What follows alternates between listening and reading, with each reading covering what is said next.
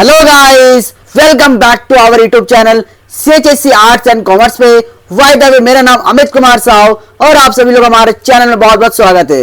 So guys, आज हम लोग डिस्कस करने वाले हैं ए साम ऑफ लाइफ का थिंक इट आउट। ठीक है गाइस। सो गाइस, हम लोग क्वेश्चन नंबर 1 का बात करें तो guys, does the title suggest what the poem is about. इसका मतलब है गाइस, क्या शीर्षक से कविता के विषय का संकेत मिलता है। इसका answer guys, the title suggest that the poem is about life. इसका मतलब है गाइस, शीर्षक से ही स्पष्ट है कि कविता जीवन के बारे में है। The poet has attempted to expound the real nature of life, its purpose etcetera. इसका मतलब है गाइस, कवि ने जीवन के वास्तविक स्वरूप, उसके उद्देश्य आदि को समझाने का प्रयास किया है। क्वेश्चन नंबर 2 का बात करें तो guys, what does the poet say about life in the first stanza. इसका मतलब है गाइस, कवि प्रथम छंद में जीवन के बारे में क्या कहता है। इसका आंसर है guys, in the first stanza the poet says that life is an empty dream.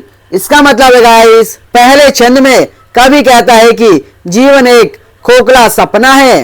It shows us many colourful dreams and most of them are not materialised. इसका मतलब गाइस, यह हमें कई रंगीन सपने दिखाता है जिनमें से अधिकांश साकार नहीं होते। क्वेश्चन नंबर 3 का बात करें तो guys, what does the poet mean by life is real, life is earnest. इसका मतलब है गाइस, कवि वास्तविकता में जियो, जीवन गंभीर है से क्या तात्पर्य रखता है। इसका आंसर है guys, the poet says life is real, life is earnest to counter the statement life is an empty dream. इसका मतलब है गाइस, कवि जीवन वास्तविक है, जीवन गंभीर है कहकर उस कथन का खंडन करते हैं कि जीवन एक खोखला सपना है। He says that the goal of life is not death, is not grave but to do some noble action. इसका मतलब है गाइस, उनका कहना है कि जीवन का लक्ष्य मृत्यु नहीं, कब्र नहीं, बल्कि कोई नेक कार्य करना है। क्वेश्चन नंबर 4 का बात करें तो guys, what is the poet's observation on soul. इसका मतलब है गाइस, कवि की आत्मा के बारे में क्या टिप्पणी है। इसका आंसर है guys, the poet says that the physical body dies and mix in dust but the soul remains immortal. इसका मतलब है गाइस, कवि का कहना है कि भौतिक शरीर मरकर मिट्टी में मिल जाता है परंतु आत्मा अमर रहती है। The fire can't burn it, water can't drown it, life is not body, life is soul.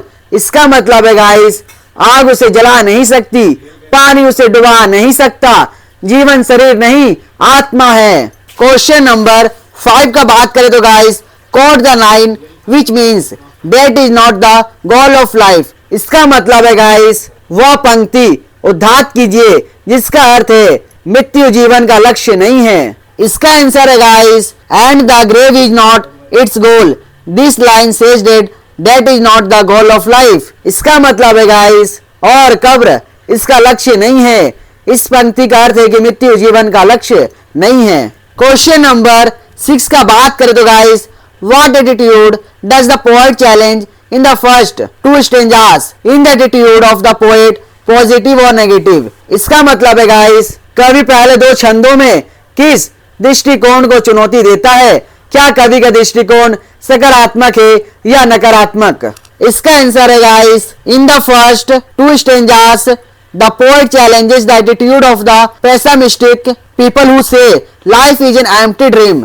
इसका मतलब है गाइस, पहले 2 छंदों में कवि उन निराशावादी लोगों के दृष्टिकोण को चुनौती देता है जो कहते हैं कि जीवन एक खोखला सपना है। The poets attitude is positive because he says life is real. इसका मतलब है गाइस, कवि का दृष्टिकोण सकारात्मक है क्योंकि वह कहता है जीवन वास्तविक। क्वेश्चन नंबर 7 का बात कर दो guys, dust to art to dust to returnest, this expression alludes to the Bible. What are the other lines in the poem that make an allusion to the Bible? इसका मतलब है guys, तुम मिट्टी से बने हो, मिट्टी में ही मिल जाओगे। यह अभिव्यक्ति बाइबल की ओर संकेत करती है। कविता की अन्य कौन सी पंक्तियां हैं जो बाइबल की ओर संकेत करती है। इसका आंसर है guys, the other allusions to the Bible are our hearts like muffled drums are beating funnel marches to the grave. इसका मतलब है गाइस बाइबल के अन्य संदर्भों में हमारा हृदय दबे हुए ढोल की तरह कब्र की और अंतिम संस्कार की धुन बजाते हुए दिखाई देते हैं। Again another quotation is in the world's broad field of battle in the vivo ache of life be not like dumb driven cattle। इसका मतलब है गाइस एक और उदाहरण दुनिया के व्यापक संदर्भ में है, युद्ध क्षेत्र में जीवन के पड़ाव में मुक हाके जाने वाले मवेशियों की तरह मत।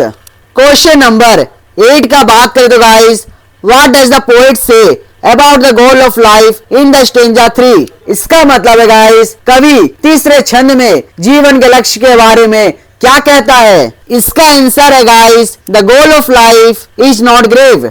इसका मतलब है गाइस जीवन का लक्ष्य कब्र नहीं है। The goal of life is to act so that each tomorrow finds us further than today. इसका मतलब है गाइस जीवन का लक्ष्य ऐसा कर्म करना है जिससे प्रत्येक आने वाला कल बेहतर हो सके, यह हमें आज की तुलना से कहीं अधिक दूर ले जाता है। क्वेश्चन नंबर 9 का बात करें तो guys what is the poet's observation on art. इसका मतलब है गाइस कवि की कला पर क्या टिप्पणी है। इसका आंसर है guys the poet observes that art is long. इसका मतलब है गाइस कवि का कहना है कि कला दीर्घायु है। Time can't destroy art. इसका मतलब है गाइस समय कला को नष्ट नहीं कर सकता। It will exist even after the death of the artist. इसका मतलब है गाइस यह हमेशा अस्तित्व में रहेगी कलाकार की मृत्यु के बाद। क्वेश्चन नंबर 10 का बात करें तो guys be a hero in the street is it N inspiring call of the poet. What other things does the poet अर्ग अस टू डू। इसका मतलब है गाइस संघर्ष में नायक बनो, क्या यह कवि का एक प्रेरणादायक आह्वान है। कवि हमें और क्या करने के लिए प्रेरित करता है। इसका आंसर है guys yes it is an inspiring call of the poet. इसका मतलब है गाइस जी हाँ यह कवि का एक प्रेरणादायक आह्वान है।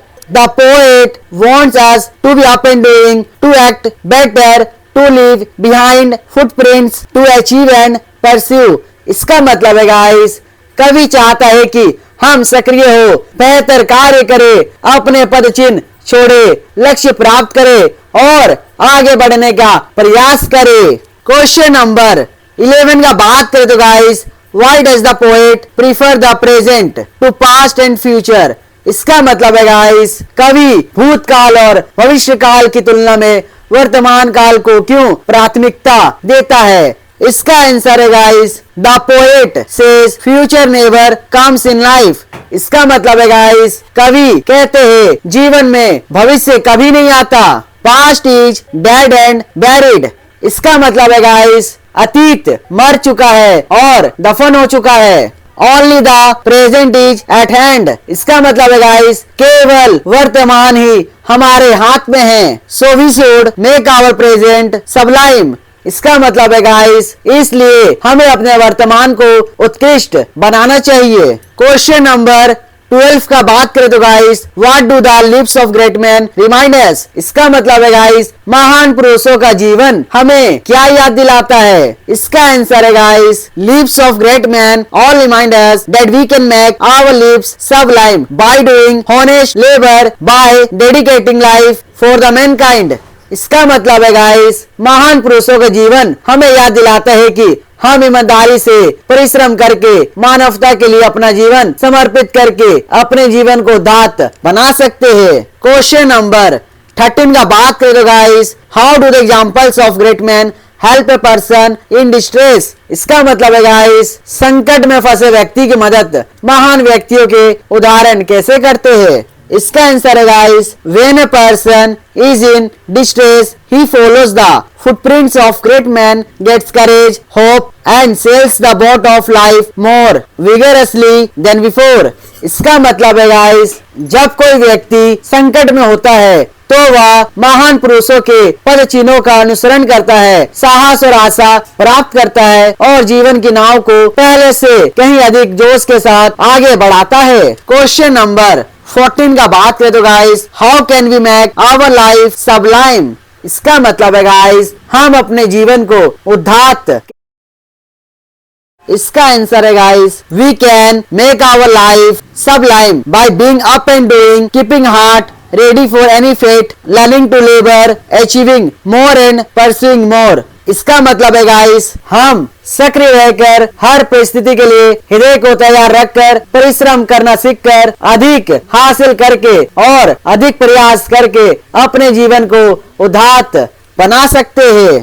क्वेश्चन नंबर 15 का बात करें तो guys do you find each stanza has 4 lines rhyming alternately at the end and each stanza has a recurrent rhythm pattern 8 syllables 7 syllables 8 syllables 7 syllables what is the rhyme scheme of the poem?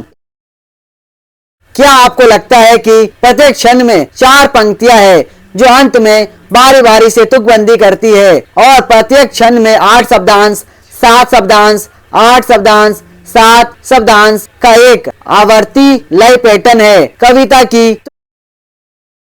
इसका answer है guys the rhyme pattern of the poem is A B A B. इसका मतलब है guys कविता का तुकबंदी pattern A B A B है। Question number 16 का बात करें तो guys the poet uses depressing words as mournful, empty, dead, grave।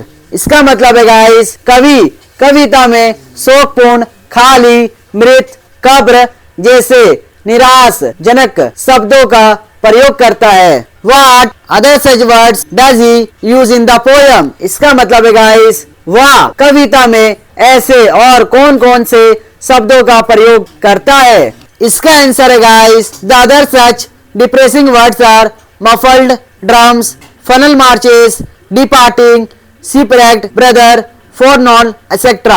इसका मतलब है गाइस ऐसे ही अन्य निराशजनक शब्द है धीमे ढोल, अंतिम संस्कार के गीत, प्रस्थान, जहाज, दुर्घटना में डूबा भाई, निराश आदि। क्वेश्चन नंबर 17 का बात करें तो guys what is the tone of the poet inspiring और डिस्पायरिंग?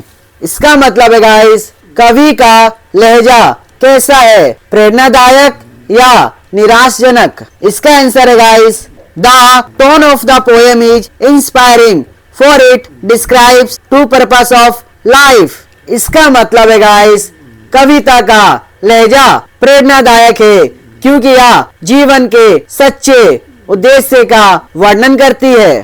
क्वेश्चन नंबर 18 का बात करें तो guys what other similes do you find in the poem? इसका मतलब है गाइस कविता में आपको और कौन कौन सी उपमाएं मिलती है? इसका आंसर है guys the other simile in the poem is be not like dumb driven cattle. इसका मतलब है गाइस कविता में अन्य उपमा यह है मुक हाके गए मवेशियों की तरह मत बनो। क्वेश्चन नंबर 19 का बात करें तो guys life is but an empty dream. What figure of speech is used here? Quote another line of the same stanza in which this figure of speech is used. इसका मतलब है guys जीवन एक खोखला सपना मात्र है। यहाँ किस अलंकार का प्रयोग किया गया है? इसी छंद की कोई दूसरी पंक्ति बताइए जिसमें इस अलंकार का प्रयोग हुआ हो। इसका आंसर है guys life is but N empty dream. इसका मतलब है गाइस जीवन एक खोखला सपना मात्र है। It may be a simile. इसका मतलब है गाइस यह एक उपमा हो सकती है। Another such comparison in the same stanza is and things are not what they seem. इसका मतलब है गाइस इसी छंद में एक और ऐसी ही तुलना है और चीजें वैसी नहीं है जैसी दिखती है। सो गाइस आज के लिए इतने ही। अगर आपको ये वीडियो अच्छा लगा हो तो लाइक करना, सब्सक्राइब करना और अपने दोस्तों को शेयर भी करना। सो गाइस मिलते हैं और कोई नेक्स्ट वीडियो में। जय हिंद, जय भारत।